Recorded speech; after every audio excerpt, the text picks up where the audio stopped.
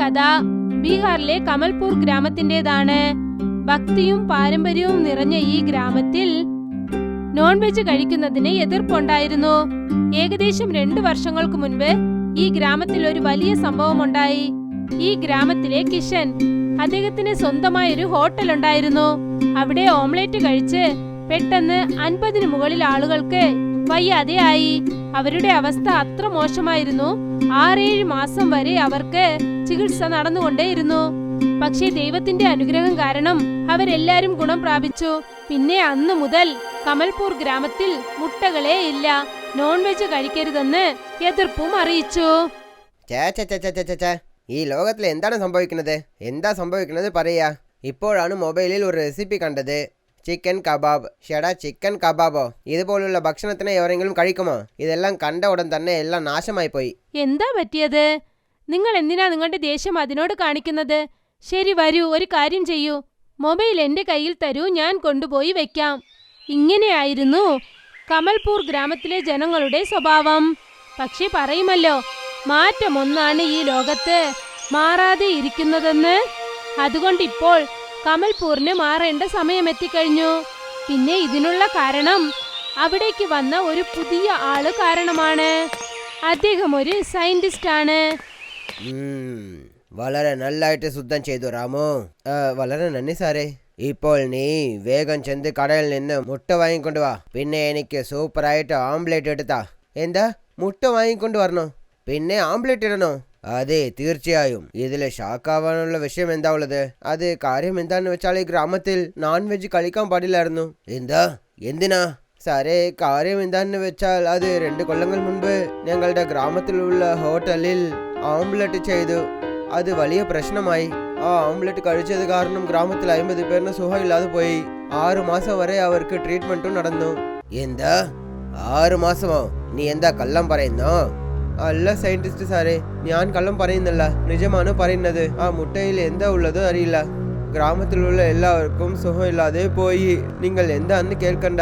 അന്ന് മുതൽ ഈ കമൽപൂർ ഗ്രാമത്തിൽ മുട്ട കഴിക്കുന്നത് തെറ്റാണ്. പിന്നെ മുട്ട മാത്രമല്ല, നോൺ വെജും ഇവിടെ തെറ്റാണ്. ഇതൊക്കെ മണ്ടത്തരമാണ്. ഇങ്ങനെ നടക്കോ എന്തോ? ആംലെറ്റ് കാരണം അസൂയ വന്നോ? പ്രശ്നം ആ ഭക്ഷണത്തിലാണ് ഉള്ളത്. അതും ഇരിക്കാം. പക്ഷേ ഈ കാര്യത്തിന് ഗ്രാമത്തിലെ ജനങ്ങൾക്ക് എവർ മനസ്സിലാക്കണം? രാമു പറഞ്ഞത് കേട്ടിട്ട് രമാകാന്ത് ആകെ ഞെട്ടിപ്പോയി. അദ്ദേഹം ഗ്രാമത്തിൽ എത്രയോ കടകൾ നേരിട്ട് ചെന്ന് നോക്കിയിട്ട് വന്നു. പക്ഷെ അദ്ദേഹത്തിന് മുട്ടയും കിട്ടിയില്ല, ചിക്കനും കിട്ടിയില്ല, ഒന്നുമില്ല. പാവം രമാകാന്തിന്റെ നോൺ വെജ് കഴിക്കണമെന്നുള്ള ആഗ്രഹം വെറും സ്വപ്നമായി. എന്റെ ദൈവമേ, എന്ത് പ്രശ്നമാണിത്? ഇതെല്ലാം ഭക്ഷണമോ? വെള്ളം പോലെയുള്ള ദാൽ, ടേസ്റ്റ് ഇല്ലാതെ പച്ചക്കറി, വേഗ വെച്ച ചോറ്. എനിക്ക് വളരെ കഷ്ടമായിട്ടുണ്ട്. എന്റെ ദൈവമേ, നീയാണ് എന്നെ രക്ഷിക്കണം. വേദനയിലിരുന്ന രമാകാന്ത് ദൈവത്തോട് യാചിക്കുകയായിരുന്നു. അപ്പോഴാണ് അദ്ദേഹം പെട്ടെന്ന് ടിവിയിൽ ഓടിക്കൊണ്ടിരുന്നത് ശ്രദ്ധിച്ചത്. ആ ടിവിയിൽ ജപ്പാനിലെ ഏതോ ഒരു സയന്റിസ്റ്റ് അവരുടെ വ്യത്യാസമായ കണ്ടുപിടുത്തത്തെക്കുറിച്ച് പറയുകയായിരുന്നു. അതിൽ അദ്ദേഹം ബ്ലൂബെറി പിന്നെ ചിക്കോ, ഈ 2 പഴങ്ങളും ഒന്നിച്ചു ചേർത്ത് ഒരു പുതിയ പഴം അദ്ദേഹം കണ്ടുപിടിച്ചു. കൊള്ളാമല്ലോ, ഇത് വളരെ അത്ഭുതമായ കാര്യമല്ലോ. ഞാനും ഇതുപോലെ തന്നെ ഒരു പുതിയ കാരണത്തിനെ കണ്ടുപിടിക്കണം. ടിവിയിലെ ആ കണ്ടുപിടുത്തം കണ്ടിട്ട് രമാകാന്തിന് വളരെ സന്തോഷമായി. അദ്ദേഹം ചിന്തിച്ചു, ഞാനും എന്തുകൊണ്ട് ഇതുപോലെ എന്തെങ്കിലും ചെയ്തുകൂടാ എന്ന്. അതിൽ അദ്ദേഹത്തിന് ഓംലെറ്റും കിട്ടണം. പിന്നെ ഇതിനെക്കുറിച്ച് ആർക്കും ഒന്നും അറിയാനും പാടില്ല. അതിരാവിലെ രമാകാന്ത് പുറപ്പെട്ട് തൊട്ടടുത്ത ഗ്രാമത്തിലേക്ക് ചെന്നു. അവിടെ നിന്നും അദ്ദേഹം മുട്ടകൾ വാങ്ങി ആർക്കും അറിയാതെ വീട്ടിലേക്ക് കൊണ്ടുവന്നു. ഒപ്പം തന്നെ കുറച്ച് തേങ്ങയും വാങ്ങിക്കൊണ്ടുവന്നു. ശരി, എങ്ങനെയോ എല്ലാ സാധനങ്ങളും വാങ്ങിക്കഴിഞ്ഞു. ഇപ്പോൾ ആർക്കും അറിയാതെ പണി നോക്കണം. രമാകാന്ത് തന്റെ പുതിയ കണ്ടുപിടുത്തം ആരംഭിച്ചു. അദ്ദേഹം തന്റെ ലാബിൽ മുട്ടയും കരിക്കിൻ വെള്ളവും ഒന്നിച്ച് മിക്സ് ചെയ്തു. പിന്നെ ആ മിക്സായ വെള്ളം എടുത്ത് ഒരു ഗാലിയായ കരിക്കിലേക്ക് ഒഴിച്ചു. ആ കരിക്കെടുത്ത് മണ്ണിനടിയിൽ പൂഴ്ത്തിവെച്ചു. ഇപ്പോൾ അദ്ദേഹം അതിന്റെ അവസ്ഥ എന്താണെന്ന് അറിയാൻ കാത്തിരുന്നു. ഇനിയും കുറേ മാസങ്ങളാണ്. അതിനുശേഷം നോക്കൂ, ഗ്രാമത്തിലെ ജനങ്ങൾ ഞെട്ടിപ്പോവും. എനിക്കും ഈ ലോകത്തിൽ വലിയ പേര് കിട്ടും. പിന്നെ ഇത് കാരണം എല്ലാവർക്കും ആംപ്ലേറ്റും കിട്ടും. വാവ്! ഒരു വിധത്തിൽ രമാകാന്ത് തന്റെ കണ്ടുപിടുത്തത്തെക്കുറിച്ച് ഓർത്ത് സന്തോഷിച്ചുകൊണ്ടിരിക്കുകയായിരുന്നു.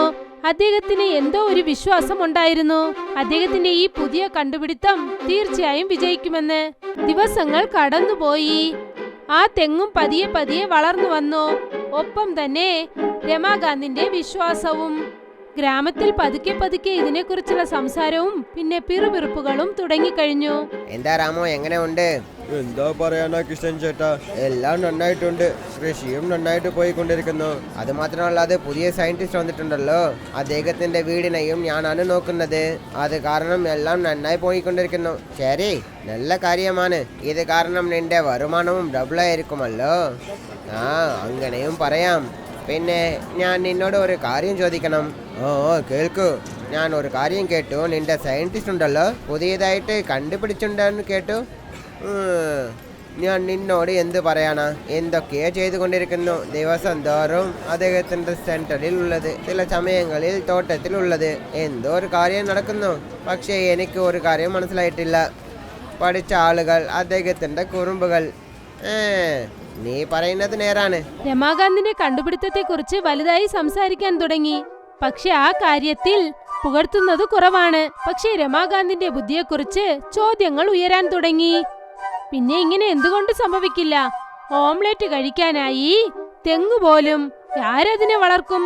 ഒരു വിധത്തിൽ വളരെ കാത്തിരുന്നതിന് ശേഷം രമാകാന്തിന്റെ കണ്ടുപിടുത്തത്തിലുള്ള തെങ്ങ്, അതിൽ പുതിയ തേങ്ങകൾ വരാൻ തുടങ്ങി.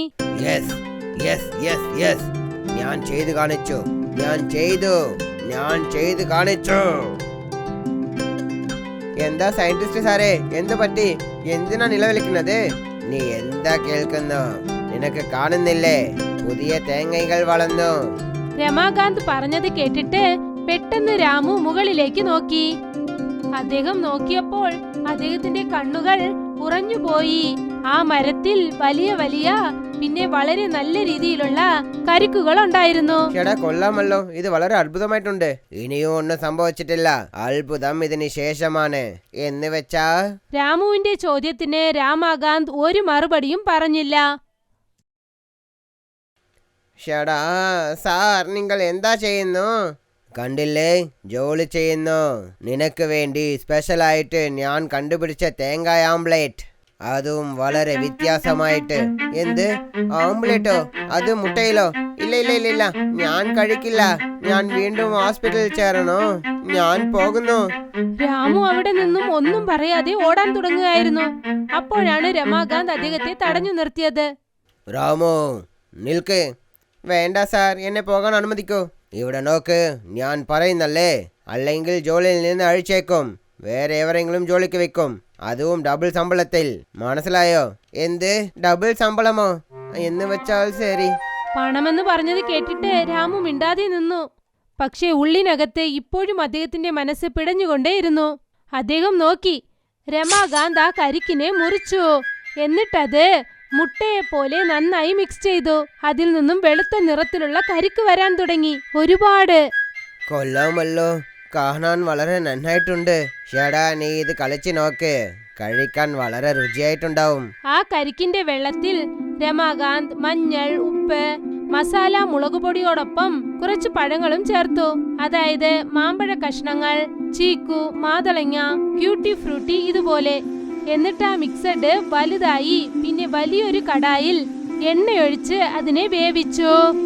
ഇത് കണ്ടിട്ട് രമാകാന്തും രാമുവും രണ്ടുപേരും അതിശയിച്ചു പോയി.